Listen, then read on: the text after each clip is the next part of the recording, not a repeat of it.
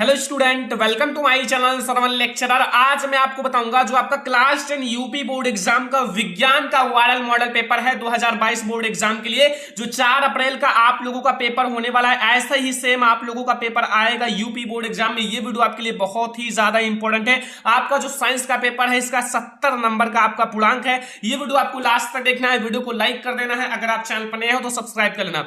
जैसा कि आपको पता है कि आपका जो पेपर होता है 3 घंटे 15 मिनट का होता है। 15 मिनट आपको इस पेपर को ध्यान से पढ़ना है और आप लोगों को 3 घंटे इस पेपर को सॉल्व करना है, ठीक है।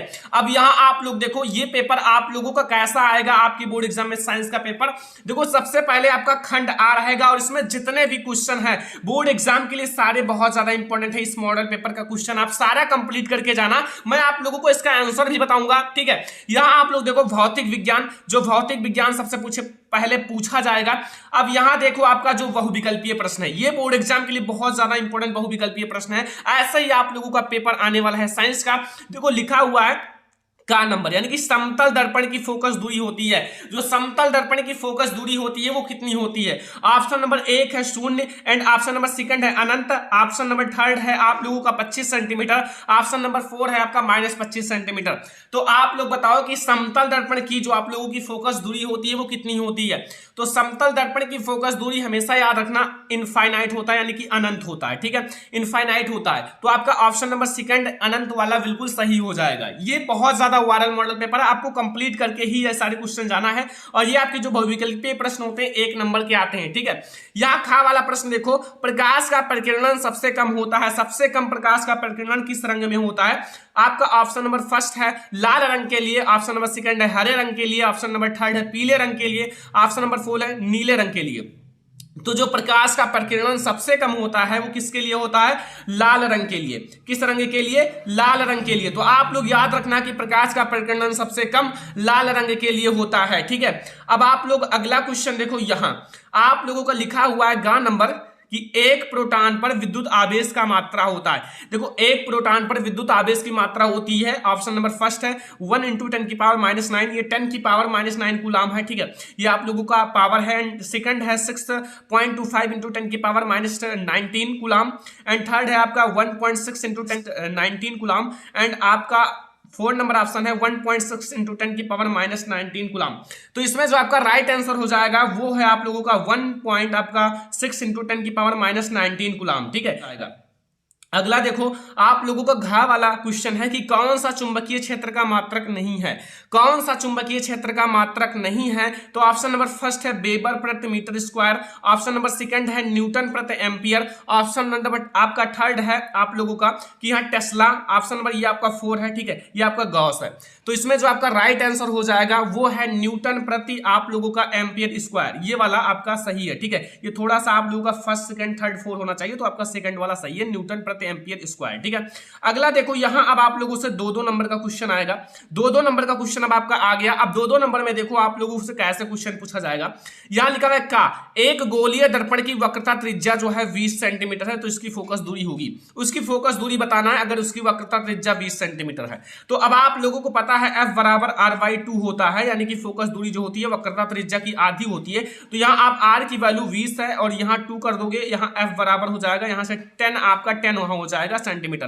तो यहां से जो आपकी फोकस दूरी हो जाएगी वो 10 सेंटीमीटर हो जाएगी, ठीक है। दूसरा क्वेश्चन आपसे खा वाला पूछ रहा है कि नेत्र की समंजन क्षमता से आप क्या समझते हो? तो नेत्र की समंजन क्षमता की परिभाषा मैं आपको बता देता हूं कि नेत्र की वह क्षमता जिसके कारण वह अपनी फोकस दूरी को समायोजित करके निकट तथा दूरस्थ वस्तुओं को फोकसित कर लेता है, नेत्र की समंजन क्षमता कहलाता है, ठीक है। ये सारा आप लोग याद करना, इसको आप कोशिश करना, ठीक है। पूरा आपको मॉडल पेपर ये सॉल्व करके ही बोर्ड एग्जाम में पेपर देने जाना है, ठीक है। आप लोग यहाँ गा वाला क्वेश्चन समझो कि विद्युत धारा के मात्रक की परिभाषा लिखिए। जो विद्युत धारा के मात्रक की परिभाषा होती है, विद्युत धारा जो आपका एम्पियर, ठीक है, इसकी परिभाषा लिखनी है। 3rd नंबर आपका क्वेश्चन है, 4 नंबर का है लघु उत्तरीय प्रश्न। ये सारे क्वेश्चन आपसे रिक्वेस्ट है कि आप तैयार करके जाना, ये सारे बहुत ज्यादा इंपॉर्टेंट वायरल मॉडल पेपर है। तो यहां लिखा हुआ है उत्तल दर्पण में प्रतिबिंब किस प्रकार का बनता है और किरण आरेख खींचकर दर्शाइए। आपको किरण आरेख खींचकर दर्शाना, 4 नंबर मिल जाएगा। अगर ये नहीं करना है तो आपको अथवा भी मिल जाएगा। आप इसको 4 नंबर का क्वेश्चन है कि दूरदृष्टि दोष से क्या समझते हो या क्या तात्पर्य है, इसका निवारण किस प्रकार किया जा सकता है। देखो दूरदृष्टि दोष के बारे में आपको बताना है, ठीक है। तो दूरदृष्टि दोष आप लोगों को पता होगा, जैसे आपका एक होता है निकट दृष्टि दोष, एक होता है दूरदृष्टि दोष। तो निकट दृष्टि दोष और दूरदृष्टि दोष दोनों बोर्ड एग्जाम के लिए बहुत ज्यादा इंपॉर्टेंट है, हर साल बोर्ड एग्जाम में आता है, ठीक है। तो जरूर आप लोग तैयार ही कर लेना। फिर आप लोगों का देखो यहाँ खा नंबर क्वेश्चन है, फिर आपका 4 नंबर का है खा। 1 घंटे में 50 आप लोगों का वोल्ट विभवांतर, 50 वोल्ट विभवांतर 96,000, ठीक है, 96,000 कूलाम आवेश को स्थानांतरित करने में उत्पन्न ऊष्मा का परिकलन कीजिए। 4 नंबर का है, ये न्यूमेरिकल आप लोग जरूर लगा लेना, बोर्ड एग्जाम में पूछा जा सकता है, ठीक है। या अब आप लोग देखो, ये आपका जो है बहुत ज्यादा इंपॉर्टेंट क्वेश्चन, इसमें जितने भी क्वेश्चन है ना बहुत ज्यादा इंपॉर्टेंट है, ये मॉडल पेपर बहुत ज्यादा इंपॉर्टेंट है। विद्युत मोटर व वैद्युत जनित्र के बीच अंतर स्पष्ट कीजिए, 4 मार्क मिलेगा अगर इन दोनों के बीच आप अंतर स्पष्ट कर दोगे, ठीक है। और इन सारी चीजों को मैंने पढ़ाया है, देख सकते हो मानव नेत्र को मैंने पढ़ाया है, पूरा मानव नेत्र मैंने पढ़ाया। जैसे यहां 7 नंबर का आया तो मानव नेत्र का चित्र बनाकर विभिन्न भागों का वर्णन करो। भाई मानव नेत्र मैंने आपको पढ़ाया, उनके भाग भी दर्शाए हैं, सारी भागों का वर्णन भी किया है, कार्निया, रेटिना और आप लोगों का जो दृपटल, इन सारे को मैंने पढ़ाया है। आप लोग देख लेना, वीडियो मैंने ऑलरेडी बना दिया है। आप लोग मानव नेत्र बाय सरवण लेक्चर सर्च कर लेना, ये आपका 7 नंबर बिल्कुल क्लियर हो जाएगा।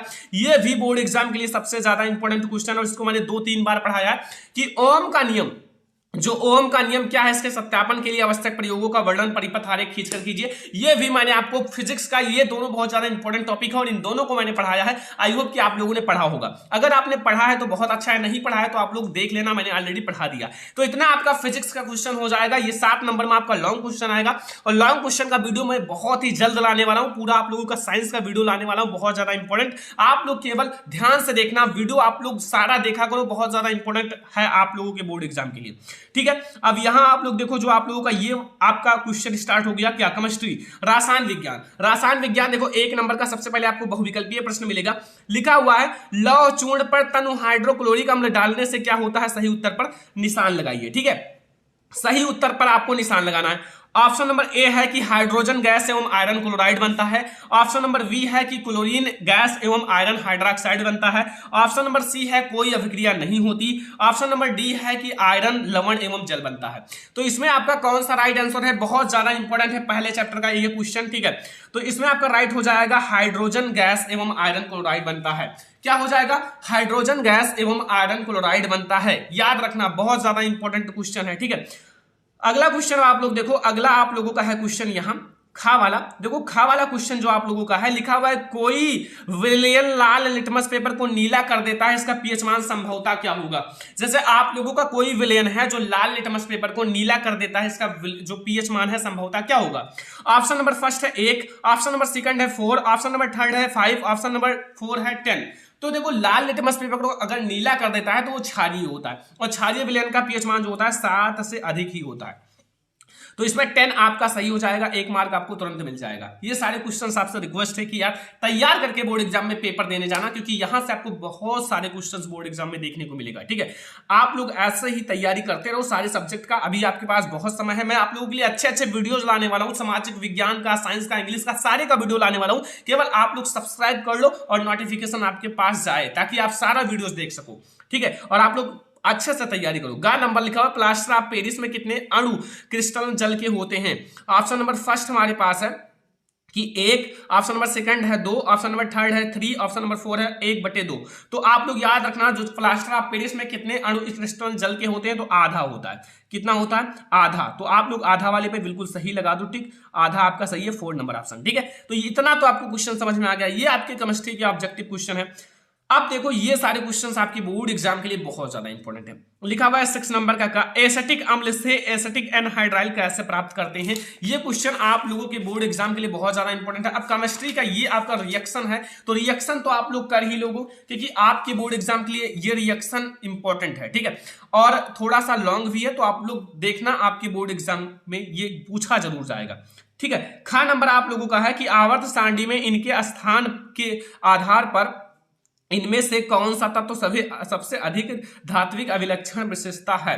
तो ये भी क्वेश्चन आप देख लेना, बोर्ड एग्जाम में जरूर पूछा जाएगा, ठीक है। और मतलब ये बहुत ज्यादा इंपॉर्टेंट आपका क्वेश्चन है, वायरल मॉडल पेपर है। यहाँ गा देखो कि ऊष्मा क्षेपी एवं ऊष्मा शोषी अभिक्रिया किसे कहते हैं, उदाहरण दीजिए। ये भी मैंने आपको पढ़ाया है 2 नंबर का, मतलब ऐसा कोई क्वेश्चन नहीं है जिसे मैंने नहीं पढ़ाया, ये सारा क्वेश्चन मैंने पढ़ाया। अगला देखो, जैसे आप लोगों का ऊष्मा क्षेपी ऊष्मा शोषी आप लोग देख लेना, मैंने ऑलरेडी वीडियो सारे का बना दिया। अब यहाँ 7 से देखो, यहाँ आपसे क्या पूछ रहा है कि पीएच जो आपका पीएच पैमाना क्या मापता है, उदासीन विलयन तथा क्षारीय विलयन का पीएच मान का परास बताइए। ये भी मैंने पढ़ाया है बहुत अच्छे से। जो उदासीन विलयन है उसका पीएच मान कितना होता है, अम्लीय विलयन का, क्षारीय विलयन का, ये तो आपको भी पता होगा, मैंने ऑलरेडी पढ़ाया। जैसे यहाँ आप लोग देखो, यहाँ मैं आपको समझा देता हूँ। यहां आपका 0 से स्टार्ट होता है, यहां 7 होता है, यहां 14 होता है, ठीक है। तो 7 से ऊपर 7 से 14 तक क्षारीय होता है, 7 से यानी कि 0 से 7 तक अम्लीय होता है, और 7 जो होता है वो उदासीन होता है, ठीक है। बस इतना आपको समझ में आएगा, ये 2 नंबर का है। और अभी आपका खा इसमें दिया हुआ है, ठीक है, कि निस्तापन क्रिया को आपको उदाहरण देते हुए समझाइए। जो निस्तापन क्रिया है उसको उदाहरण देते हुए समझाइए, ठीक है। ये 7वां का एंड खा है, 2 मार्क का। अब आपका 7 मार्क का क्वेश्चन आएगा, ये दोनों मैंने पढ़ाया है, 7 मार्क का दोनों क्वेश्चन मैंने पढ़ाया कि अम्ल का, क्षार का तथा लवण की परिभाषा एक एक उदाहरण सहित आपको दीजिए। ये 7 मार्क का आएगा, और ये मैंने आपको ऑलरेडी पढ़ाया है। अम्ल की परिभाषा, क्षार की परिभाषा, लवण की परिभाषा, ठीक है, इन सबको मैंने पढ़ाया है उदाहरण सहित, तो आप लोग जरूर देखना। और यहाँ व्यंजक चूर्ण बनाने की आपकी विधि, रासायनिक गुण, भौतिक गुण तथा उपयोग गुण, सारी चीजों को बताना है। तो मैंने व्यंजक चूर्ण भी पढ़ा दिया है, प्लास्टर ऑफ पेरिस भी, और बेकिंग सोडा भी। बेकिंग सोडा जो आप लोगों का है, और ये आपका व्यंजक चूर्ण, इसमें से कोई एक जरूर बोर्ड एग्जाम में आएगा 7 मार्क का। बेकिंग पाउडर और आप लोगों का व्यंजक चूर्ण, इन दोनों में से कोई एक बोर्ड एग्जाम में जरूर आएगा। तो आपसे रिक्वेस्ट है कि जरूर तैयार कर लेना दोनों को। अगर आप भी मेहनत करोगे, आप 1 घंटे में इन सारे क्वेश्चन को तैयार कर सकते हो, व्यंजक चूर्ण और बेकिंग सोडा दोनों को। तो अगर आप भी मेहनत करोगे तो बोर्ड एग्जाम में अच्छा अंक आएगा, और मैं आप लोगों के साथ मेहनत करने के लिए तैयार हूं। सारे आप लोगों को क्वेश्चन का इंपॉर्टेंट क्वेश्चन और मॉडल पेपर का सॉल्यूशन भी लाऊंगा, केवल आप लोग अच्छे से तैयारी करते रहो, ठीक है। ये आप लोगों का हो गया आपका केमिस्ट्री।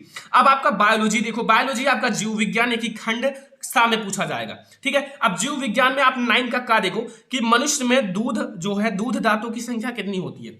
जो मनुष्य होता है, मनुष्य में जो दुग्ध दांतों की संख्या कितनी होती है, ये आपको बताना है, ठीक है। तो मनुष्य में दूध दांतों की संख्या कितनी होती है, आई होप कि आपको पता होगा। तो मनुष्य में दुग्ध दांतों की संख्या देखो, ऑप्शन नंबर फर्स्ट है आपका 20, ऑप्शन नंबर सेकंड है 24, ऑप्शन नंबर थर्ड है 28, ऑप्शन नंबर 4 है 32। तो मनुष्य में जो दुग्ध दांतों की संख्या होती है वो 20 होती है, यानी कि 20 होती है। याद रखना, बहुत ज्यादा इंपॉर्टेंट क्वेश्चन है, 20 होती है मनुष्य में दांतों की संख्या।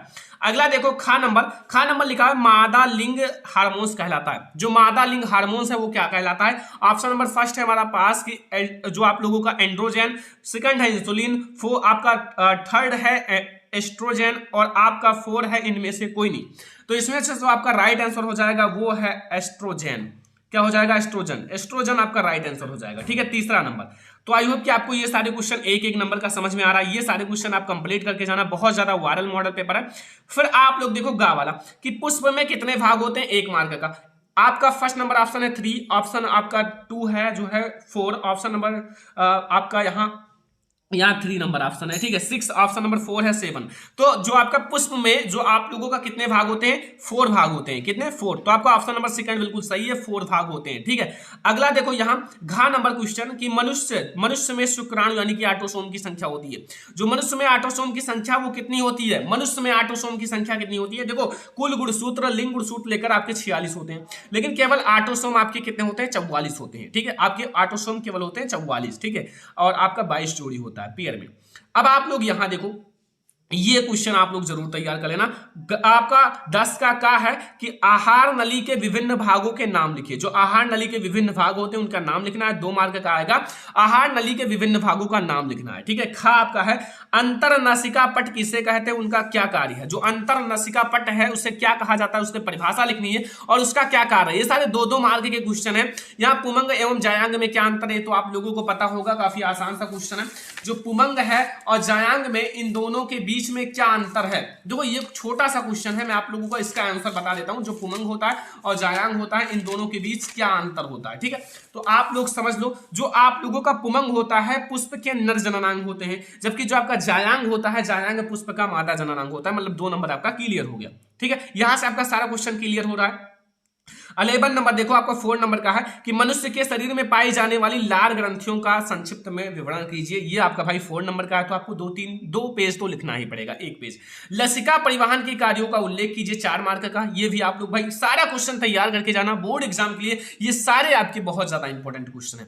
फिर आप देखो यहां ध्यान से कि यहां खा नंबर है साइटोकाइनिन के मुख्य कार्य, ये बहुत ज्यादा इंपॉर्टेंट है, साइटोकाइनिन के मुख्य कार्य, और ये भी आपके लिए बहुत ज्यादा इंपॉर्टेंट है कि स्वपरागण के लिए आपका आवश्यक अनुकूल तथा इनके लाभ हान लिखिए, अथवा लगा हुआ है, कोई दोनों में से एक करना है, इसमें भी आपको दोनों में से एक करना है और इसमें भी आप इन दोनों में से कोई एक करना है। ठीक है, ये जो आप लोगों का इन दोनों का क्वेश्चन है ना 11 का एंड आपका ये अथवा लगा हुआ है, इन दोनों में से कोई एक करना है, मतलब आपके पास ऑप्शन है, जो आता है उसे कर सकते हो।